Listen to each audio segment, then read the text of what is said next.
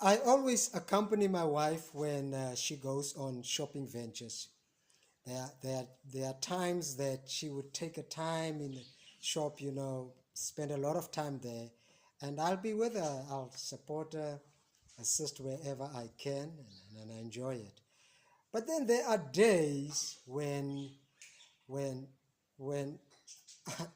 I don't accompany her. Then I say, well, I'll wait for you in the car. Let me sit here in the parking lot in the car, and you go about your business. I'll wait for you. Or should you need me, you can just call me. I've got my phone with me, and so she will go about her business. Now, what I've developed over the years, because sometimes she can take her own time. I mean, I don't know if all ladies are like that, but sometimes she just would lose herself in the shop, and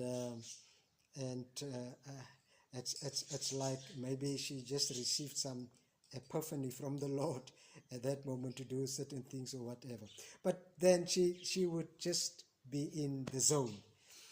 What I'll do then, I learned, um, before I get upset and call her, where are you and what are you doing and what's taking you so long?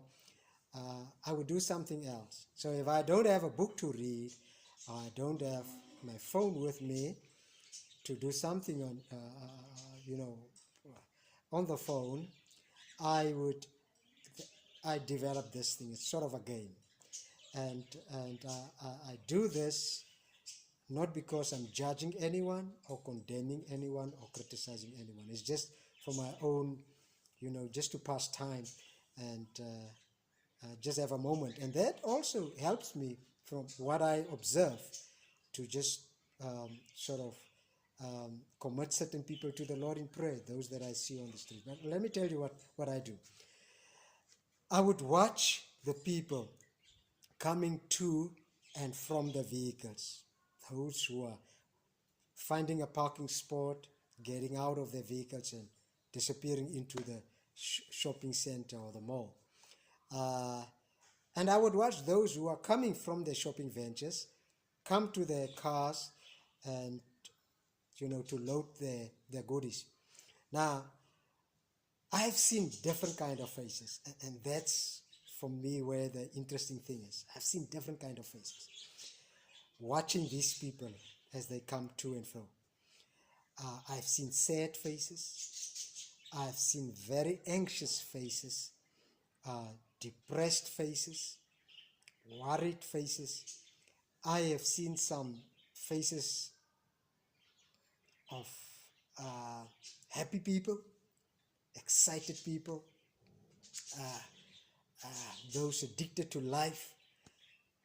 I've seen faces where seemingly these people just contemplating to to hasten the expiry date here on this terrestrial realm. So I've seen different kinds of faces.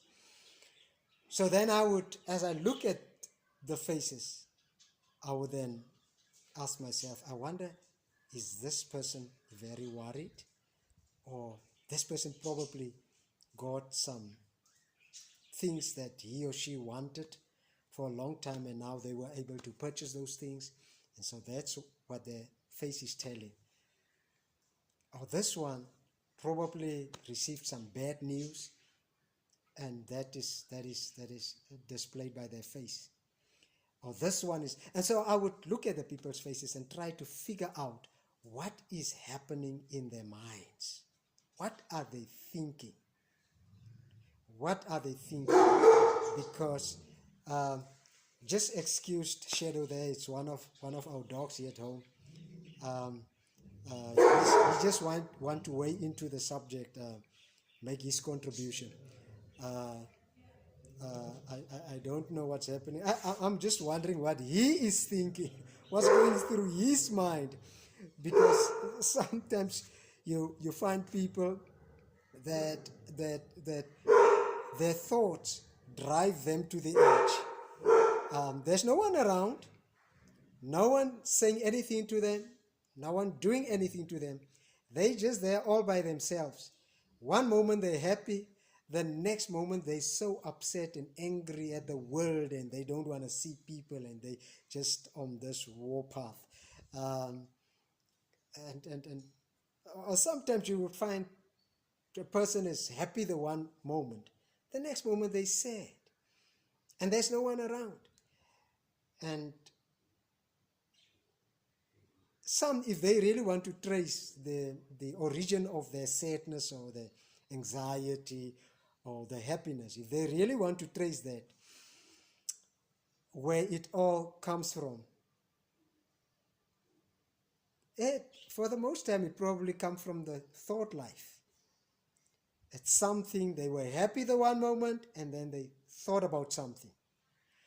They were excited the one moment, then they saw something on the television or on the radio or on their phone, or they saw someone or something, and it triggered something.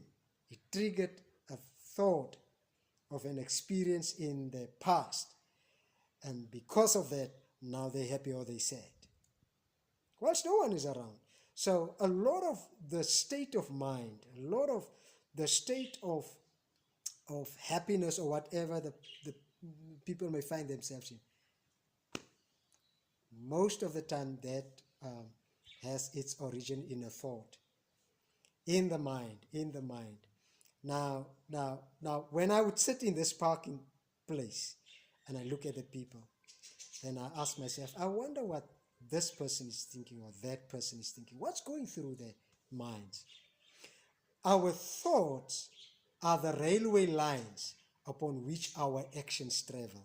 In other words, show me your actions and I know what you are thinking. So that is why it is imperative of us to guard our thoughts, because if we can learn to manage our thoughts, we will be happy all the time, or most of the time, because we will be in control of our emotions. Instead of having our emotions controlling us, we would be controlling our emotions, because our emotions are influenced by our thought life. What's happening there? What's happening in the mind? That's where a lot of things happen. Your mood is really altered by what is taking place in the thought life. And so I used to do that when I sit. I'm still doing it in the parking lot, and it helps to pass time. So when my wife comes, what are you giggling about, or what are you happy? And sometimes she would find me praying.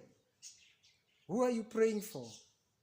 What is it about? Now, I notice someone, and the facial expression of that person just indicated that this person is going through a difficult time right now. And then I would pray for that person in the car and say, Lord, I'm praying. I don't know this individual, but it looks like they're facing a challenge. And so right now I'm praying for them. And I pray and I hope the best for them. May things work out for them. So I would spend my time doing that while in the parking spot. So our thoughts, is important what we think, and that we guard our thoughts. Now, one day I was walking down the street, main street, and on both sides of the street are a lot of shops, different stores. And while walking down the street, I passed a score of people. Now, and I noticed the same thing, some people were just happy, others sad, others were arguing, walking past, a couple would argue, but people, the general impression that I got on the day while walking there is that these people are miserable, these people are anxious, they are depressed, based on the conversations. But as they were passing, and some people walking solo, you could tell, watching their faces and just the way they were going about their day, but they were miserable. And as I kept walking, I looked across the road, and I spot a guy sitting there in front of the stores, one of the stores. And I looked at his face. Man, he had a big smile. Just epitome of happiness, of excitement. The guy was sitting there with that, the radiance on his face. And when I looked down, I noticed that he had no legs. I don't know what happened in his life, but his legs were amputated from his knees downward. I mean, amputated. So this guy was just sitting there, differently abled, or disabled like some of us would remember, sitting there with a smile. And a thought hit me at that point. Look at all these people walking past me. They're miserable. But look at that guy sitting there with no legs, no feet. See how happy he is. And the guy is sitting and begging. He had a bowl with him, begging, hoping that people would drop money in his bowl. Sitting there with a smile. Well, I arrived at this conclusion that the other people, the cause of their misery, their thoughts, what they were thinking, whatever they were facing, wherever they had been, whatever they experienced. But those experiences caused them to think about things, and their thoughts influenced their emotions, their emotional life. And looking at this guy, the same thing. What was going through his mind? He must have had corrective or correct thinking. Correct thinking was taking place there. That's why he was so happy. I ask myself many times, are you sad? Are you happy? What is the cause of your state? The state of your happiness or your sadness? What are you thinking? The way you're behaving right now is just a sign, because your behavior is just the tram lines upon which your thoughts are the tram lines, railway lines upon which your behavior is traveling. So if that is your behavior, that's what you're thinking. So I managed to manage my thoughts, and I try to do that every day, and that helps me a lot. So even when other people cast aspersions on me, when they walk out on me, when there are disappointments in life, life is stuffed with disappointments and things. When these things happen, my first stop is to stop at my thought station and to see what is happening there and to guard it from there onwards, because that is what will make me angry, that will make me sad, that will make me happy, my thought life. I won't pass the blame to anyone else, because if I say that, tell somebody else, you made me angry, then it means I have given my right to exist and my right to happiness to this individual. And so they can control me. Whenever they want to make me happy, they do some things. But if I'm in control of my thoughts, I can say, whatever you do, whatever you say, I guard my thoughts. I won't let that influence my happiness. I guard my thought. And where there's a scripture in the text, in the Bible, that says that guard your hearts, your thoughts, more than anything. So in other words, be like a security guard. Guard your thoughts in like that. And then you will be able to guard your happiness. But I think I've said enough for now. I want to thank you for having borrowed me your ears. Thank you for that you watched this video up till this point. If you new here, first time you stumble upon this channel, thank you so much that you've watch the video today. And if you don't mind, be so kind as to subscribe and help us get to the 1,000 subscriber milestone. But no pressure on you. If you don't feel like doing it, it's fine. We won't take it personal. If you have subscribed already, thank you so much. We really appreciate that. And thank you for assisting us to get there.